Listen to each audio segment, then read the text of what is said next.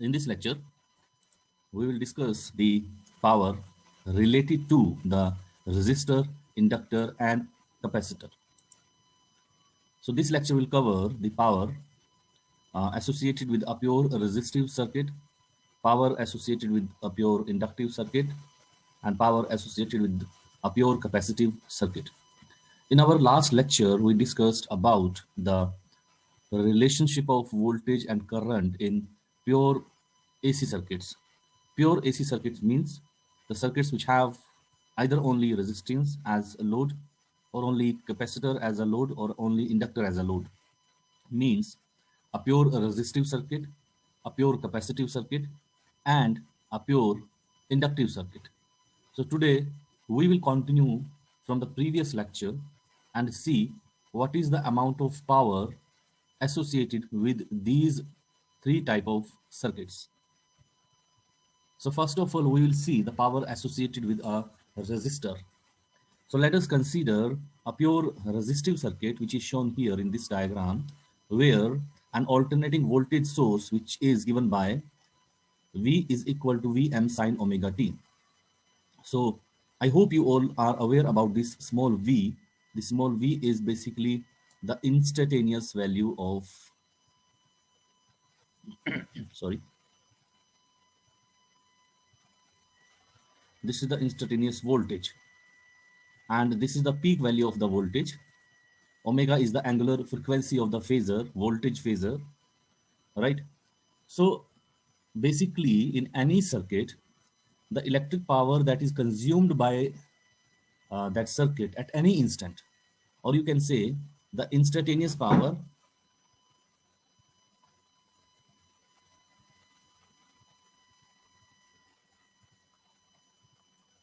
is given by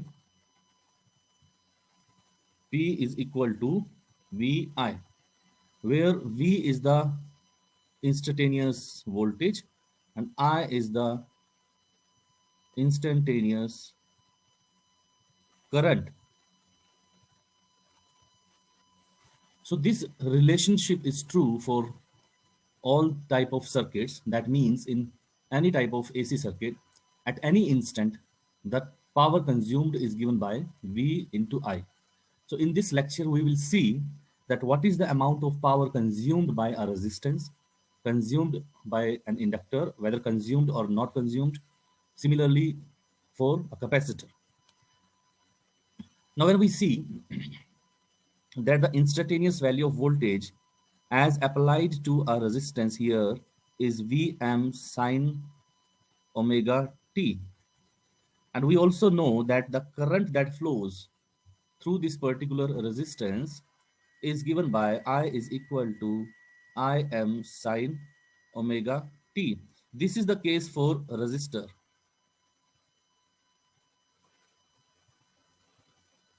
So when you draw the waveform of these two equations, you will get this type of waveform wherein you will see that the voltage and current are in same phase.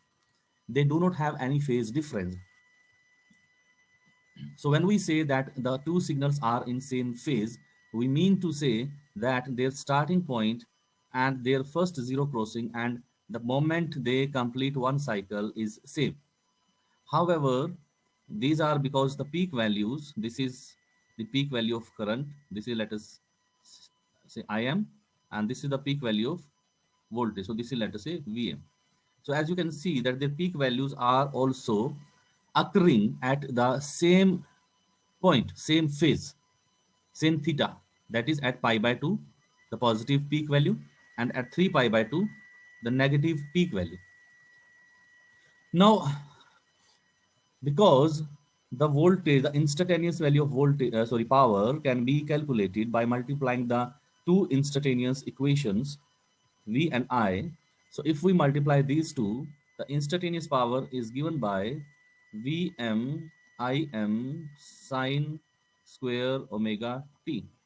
So this is the product of these two equations. So how to find out the power consumed by the load? So the power consumed by the load is basically the average power associated with that particular circuit. If you draw the waveform of the power that is associated with the pure resistive circuit, you can refer this particular diagram here, wherein the y-axis represent the instantaneous value of voltage, current, and power, and x-axis is the phase basically. Now you can see these two waveforms here. This is the current waveform, and then we have the voltage waveform, and this is the voltage waveform here, right? Now if you multiply these two components at every instant, so because here from 0 to pi all the values are positive, the voltage is positive, the current is positive, and hence their instantaneous values are also positive, except at this instant 0 and at this instant pi, where the power is 0 basically. So P is 0 at omega t is equal to 0, pi, and 2 pi.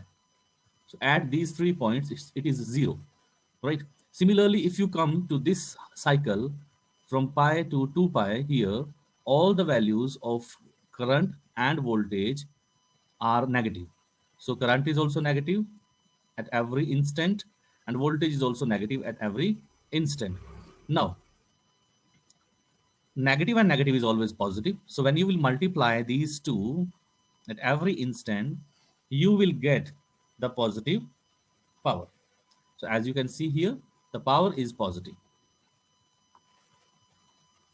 The power is positive, but the power is 0 at only these 3 points. Okay, so that means in case of a pure resistance, when it is connected to an AC source, the power associated to this circuit is always positive. Now, what do you understand by the positive power? What do you understand by positive power? Positive power means that the power is being delivered from source to load. This is what positive power is in terms of electrical, systems. In electrical systems, the positive power is when the power is delivered from source to load. It is not vice versa. It is not from load to source, or you can say it is not from any component toward the source. It is from source to load. So it is, that is from, let us erase this one,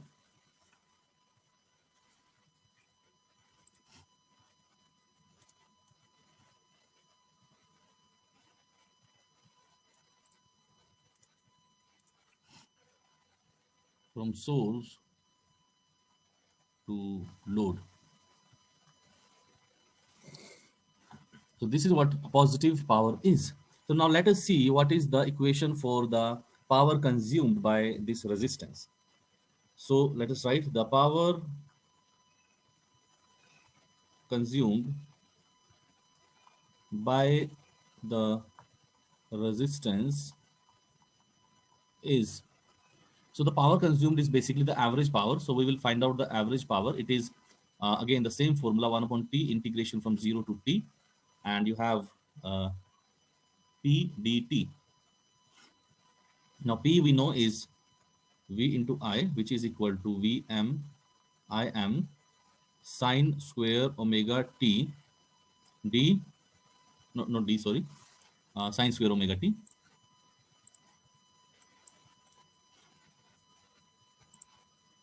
So we will put this in this particular equation so we can calculate the average power.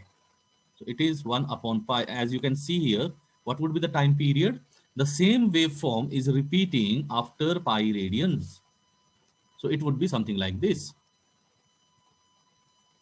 So that means after every pi, the same waveform is repeating. So the time period would be pi. Integration from 0 to pi, and then we have Vm Im sine square omega t. Now we will integrate this with respect to omega t, the power basically. Now this is, let us say, your some equation. Let us mark it as equation number 1 here. Now we can take this as, we can take this outside. So it is Vm Im and integration from 0 to pi sine square omega t d omega t, right?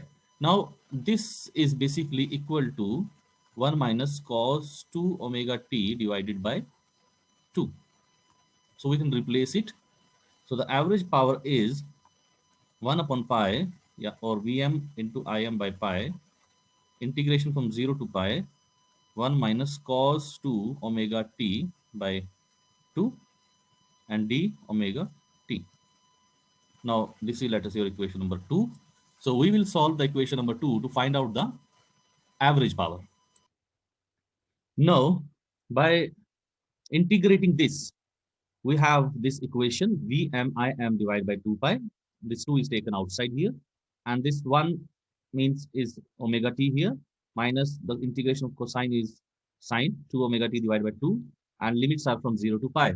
Now we will put the limits here, and we will see the average power. It is Vm divided by 2 pi, and this is pi minus 0 is pi. Now this whole component is equal to 0 because sine 2 pi is 0 and sine 0 is also 0. So this whole component will be equal to 0. So we have pi minus 0 here.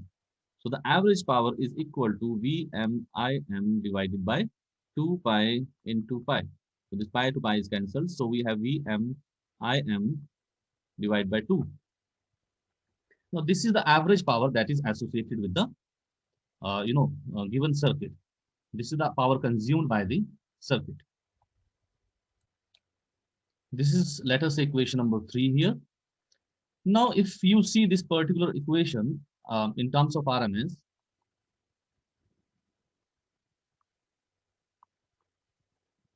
this would be, if you take this here, Vm Im by 2. If you can write it like this, Vm into Im divided by root 2 into root 2. So this would be equal to, this is equal to V, and this is equal to I, where V and I are the RMS values of the instantaneous V and I respectively. So that is, your P is equal to VI. So this is the amount of power consumed by a resistance. So this shows that the power consumed by a resistance or the power associated with a pure resistive circuit is VI. So similarly, we can also, do this for a pure inductive and pure capacitive circuit. So in the next slide, we will see the same thing for a pure inductive circuit. Now, let us understand the power associated with a pure inductor when it is connected to an alternating voltage source, which is V is equal to Vm sine omega t. Now, we know that the voltage and current, they have a phase difference as far as your inductor is concerned. V is given by here Vm sine omega t, and I is basically the current lags the voltage by 90 degree in case of an inductor. I am sine omega t minus pi by 2. So they have the phase difference. These two are the instantaneous values. They are the instantaneous voltage and current. Now the waveform of these two equations is shown here. You can see the voltage is the reference wave, which is positive from 0 to pi, and from pi to 2 pi it is negative. However, the current is lagging. Current lags the voltage by 90 degree uh, in an inductor, right? Now, if you see, that means the lagging means they have a phase difference, or leading or lagging means they have some phase difference which is not zero. Now here you can see the current is lagging the voltage by 90 degree. So that means it will start 90 degrees after the voltage has started. If the voltage is started at zero, so the current will start from 90 degrees, right? And if your voltage is completing one cycle at 2 pi, the current will complete its one cycle at 90 degrees after this voltage. You can also see that the voltage is completing its half cycle at pi, but current is completing its half cycle at this pi plus 2 pi. This is pi plus pi by 2. So that is 3 pi by 2. It is 3 pi by 2 here. Similarly, the peak values are also arising or occurring 90 degrees after the peak values of sine wave. So if you draw its power wave form, that can also be drawn here. Now, the power waveform would be like this.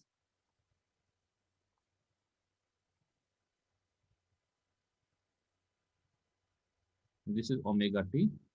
This would be your V, I, and P. Instantaneous value of voltage, current, and power. So the voltage is because your sine wave, it is like this, 0 to pi and then 2 pi. Current is 90 degrees lagging. So the current will start from here and it will have its peak value at pi. Then it will have its one half cycle at 3 pi by 2. Then it will complete its cycle here. So now if you extend this, it will start from this point. The current is actually starting from here, right? This is your voltage and this is your current. Now, if you see in this particular diagram, from 0 to pi by 2, this is pi by 2, this is 3 pi by 2. So let us divide this whole process in 4 parts. And let us draw the power, power waveform.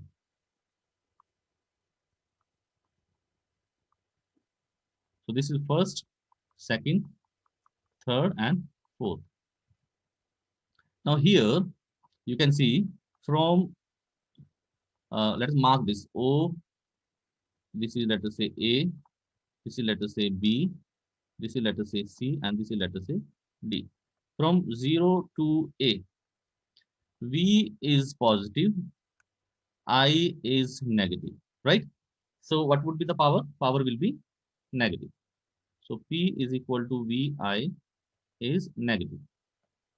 Similarly, from A to B, both are positive. V and I are positive. You can see here from A to B, both are positive. The voltage is positive and current is also positive. So P is equal to VI, it is also positive. Now let us come to from B to C. You can see here from B to C. From B to C, your voltage is negative, but current is positive. So here, your voltage is negative, current is positive. So power is VI, it is again negative. Now from C to D, if you see, from C to D, both are negative. V and I are negative. So P is positive. So that means in one half cycle, the power is negative and then zero. Because at pi by 2, at here, at this point, because your current is zero, so zero into this maximum value will be zero, right?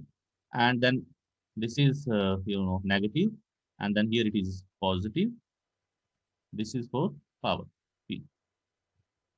Then here you can see in this particular portion the current is positive, but voltage is negative, so power will be negative,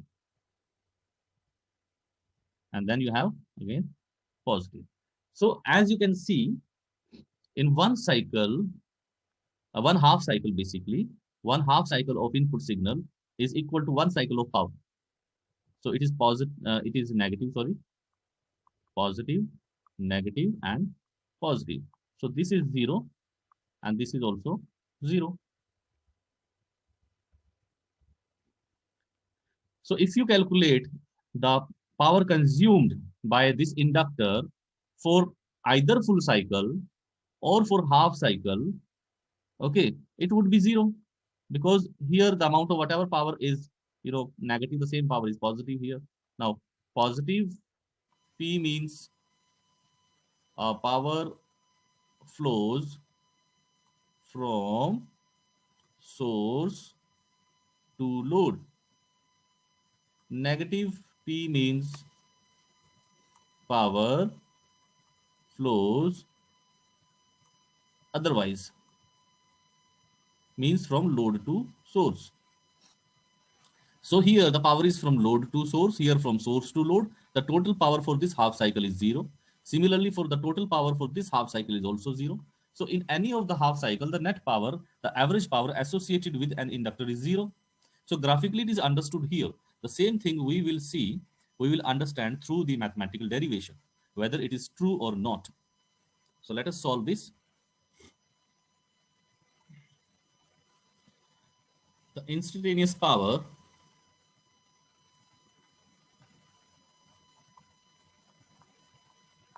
is given by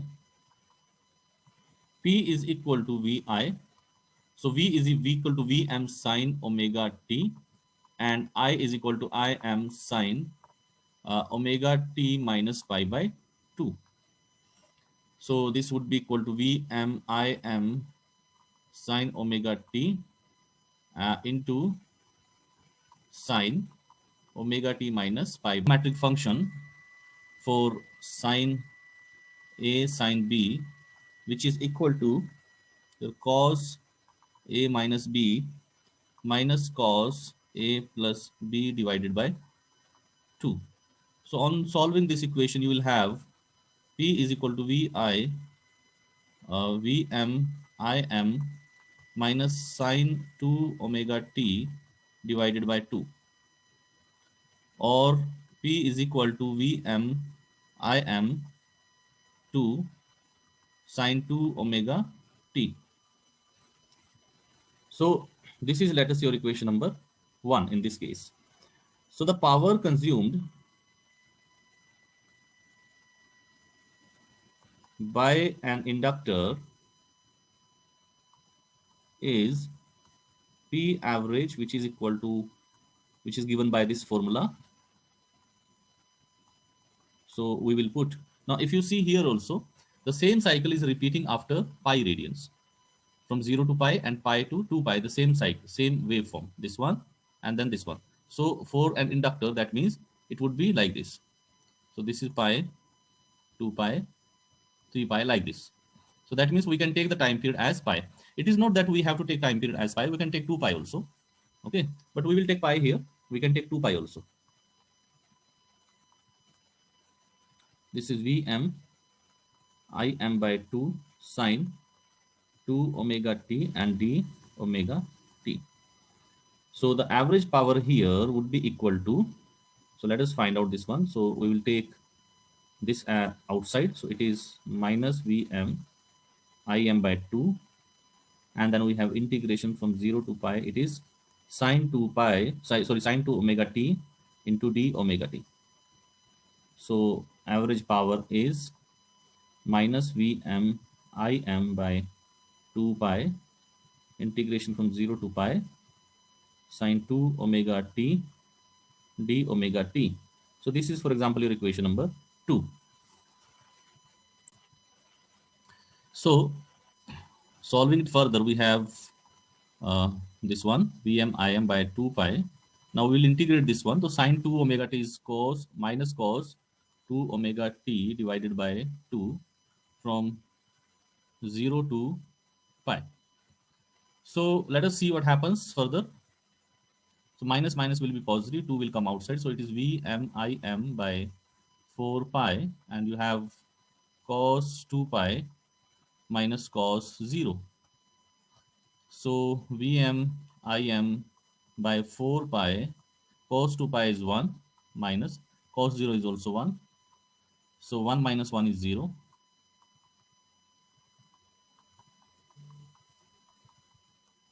So the average power is equal to 0. Now what does it mean? It means that the power consumed by an inductor is zero. That means an inductor does not consume any power.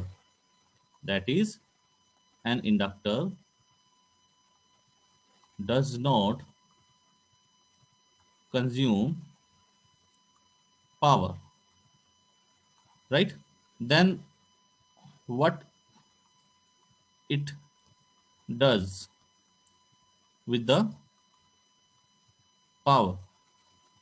This is the question now. Now this can be understood from this particular waveform here.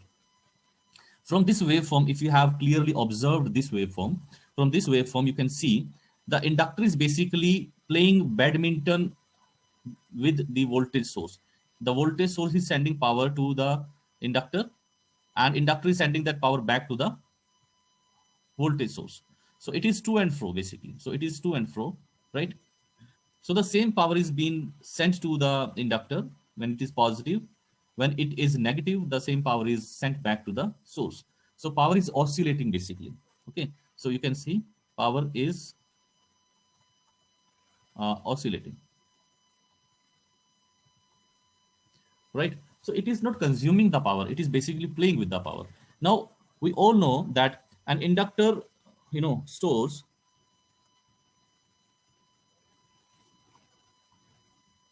current in form of magnetic, energy, right? So, or you can say magnetic field basically.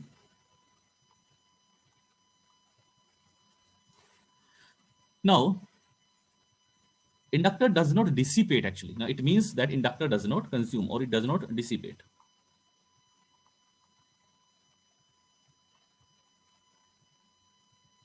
right? It rather stores the power. Okay. So, you can say that an inductor basically stores the power,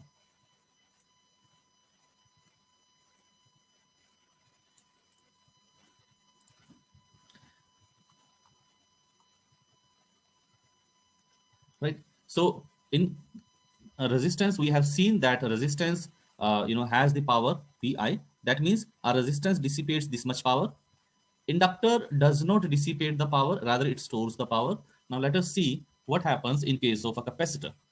In case of capacitor, as you can see here, we have a capacitor which is connected to a voltage source, which is alternating voltage source, which is given by V is equal to Vm sin omega t. So in a capacitor,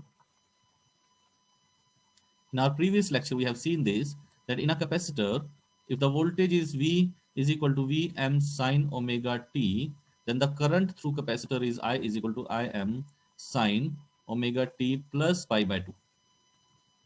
That means the current leads the voltage by 90 degrees, right? And you can see the same thing in the waveform also here. The first waveform is of the voltage and this dash dotted waveform is of the current, right? So it means that the current would start 90 degrees before the voltage has started. So current is, let us say, starting here, and voltage is, current is starting from here, sorry. So this is again from 0 to this one. If you see, this is pi by 2. This phase difference is pi by 2. So at every point you can see the voltage is completing one half cycle at pi, but the current is completing its half cycle pi by 2 radians ahead of the voltage. That means at pi by 2. Similarly, the current is completing its one cycle at 3 pi by 2, but voltage is completing at 2 pi. So this phase difference of pi by 2 is maintained at every instant. So pi by 2, all the time it is pi by 2, right? Now, if you draw its power waveform, if you want to see the nature of the power associated with a capacitor. So let us take V and I and P on the y-axis. So first of all, we will draw the current waveform of the, sorry, the waveform of the voltage. So voltage is reference here. So it is 0 and pi. Now why I'm saying it is reference? Because it is standard sine wave. Your current is not a sine wave here, it is a cosine wave rather, right?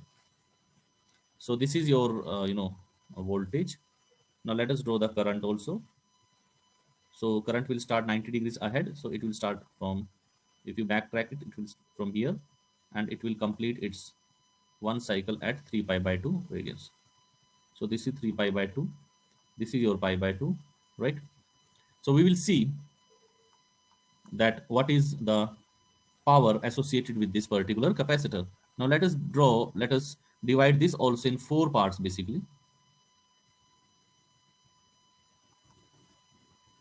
So this is one, this is second, third, and this is fourth quadrant. These are four quadrants basically. So again, we will mark them as 0 to A, this is let us say B and C, and this is for example T.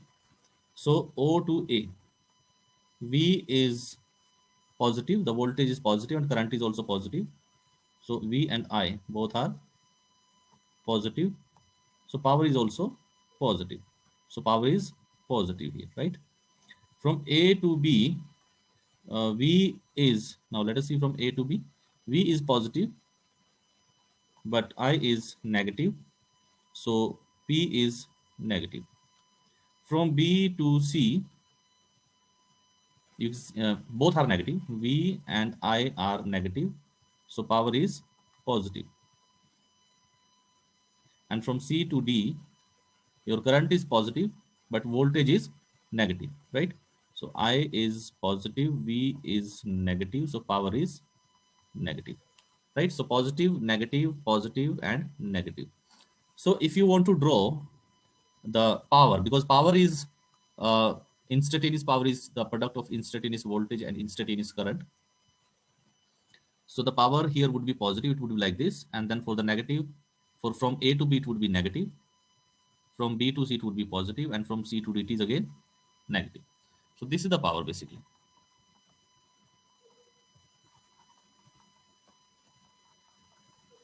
Now you can see that the same type of representation is for capacitor also.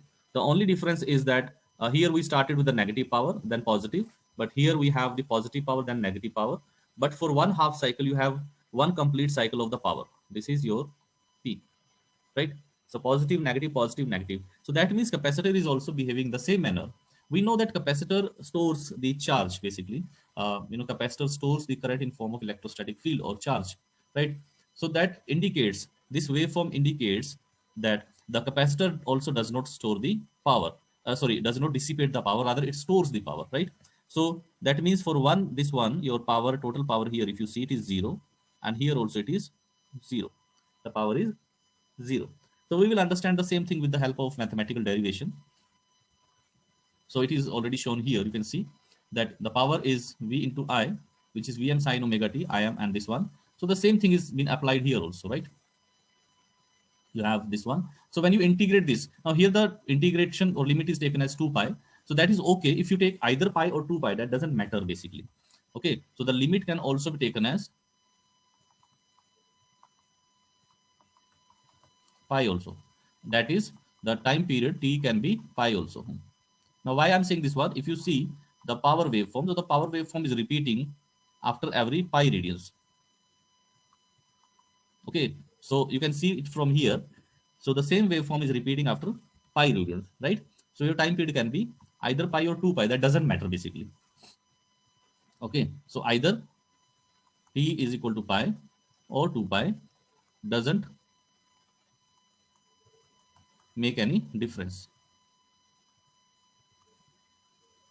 So now the same thing you will get, because the similar kind of derivation was associated with the inductor also, sine 2 omega t, and then you had these all these parameters here. So here also when you will integrate this one, so this would be your cos 2 omega t divided by 2 minus cos 2 omega t divided by 2, and then you will have the negative answer, means the zero answer here also. So that means the power associated with a capacitor. Now here, if you see this one, this is, let us say, some figure. Okay, so power curve shows that for a pure capacitive circuit, the total power consumed is 0.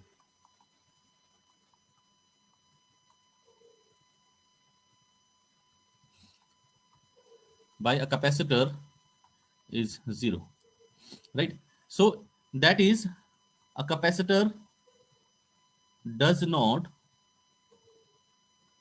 dissipate the power, rather it stores it. That means capacitor stores power, right? So this is what we have to understand in today's lecture. Our motto was, our objective was to see what is the power associated with the pure electrical components, the resistance, the inductance, and the capacitance. So in this we have seen that a resistance actually absorbs, actually consumes or dissipates the power, which is given by P is equal to V into I. But inductor and capacitor, they do not dissipate the power, rather they store the power in some form, right? So this was our today's lecture, and thank you so much.